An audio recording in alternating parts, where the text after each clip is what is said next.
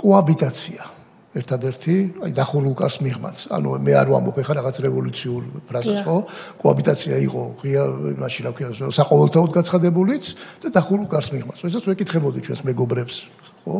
თუ ოპონენტებს, მათ შორის ევროპარლამენტში, რომ რა არის თავარი, მეუბნებოდი, მათ შორის ჩვენი პოლონელი, ლიტვიელი, ლატვიელი, ესტონელი განსაკუთრებით აღმოსავლეთის ბლოკის ეგრეთ წოდებული და ცენტრალურ და აღმოსავლეთ ევროპის ქვეყნების წარმომადგენლები, რომელთაც მეტნაკლებად გაიარეს ის გზა ისტორიული, რომელიც გაიარა ჩვენმა ქვეყანამ.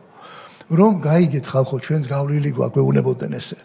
და ჩვენც ვიცით თუ რაოდენ რთულია ეს ყველაფერი, რომ აპატიო, თქვათ, რომ აი წინა დანაშაულებები გასულ ხელისუფლებას. ამიტომ აუცილებელია, რომ თქვენ გქონდეთ კოაბიტაცია, თქვენ მაქსიმალურად უნდა ითანამშრომლოთ და ნუ დაიწყებთ ამის კეთებას, იმიტომ რომ თქვენ წახვალ სხვა მოვა და ანალოგიური გაგრძელდება და შემდგომ. მეუთხარი მაშინ ჩვენ უნდა ვიცოდეთ. პატიების მოთხოვნა იყო, რომ დანაშაულები აპატიეთ? ეს იყო მათი ერთგვარი რჩევა. რომ მოდით, ნუ გააგრძელებთ ამას, რამე თუ თქვენს მერე კიდე სხვა მოვა და იქნება დაუსრულებელი.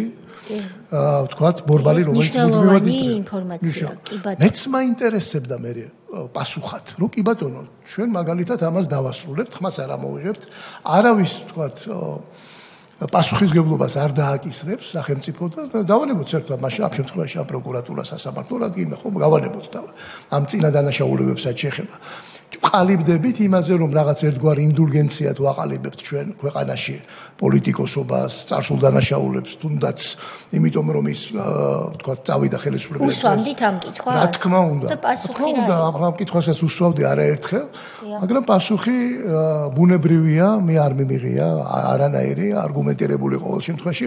ეს ძალიან ხშირად, ქალბატონო თეა, ფორმალურადაც, არაფორმალურადაც დამისვავს, მათ შორის რეზოლუციების მიღების დროს. რომელიც ვახსენეთ ჩვენ მერაბიშვილი, ხო? და ახალაიები. ჩვენ რეზოლუციების მიღების დროსაც ვახსენებდი მე პირადად, ჩვენ თუ მოვთხოვთ ევროპარლამენტში ჩანაწერები არსებობს ალბათ, თუმცა რამდენად მოგცემენ თუ არა არ ვარ დარწმუნებული. არსებობს ჩანაწერებიც ამისა, რომ მოვითხოვდით, რომ რა გინდათ გითხარით მაშინ გაგვაგებინეთ, რომ რა ვქნათ.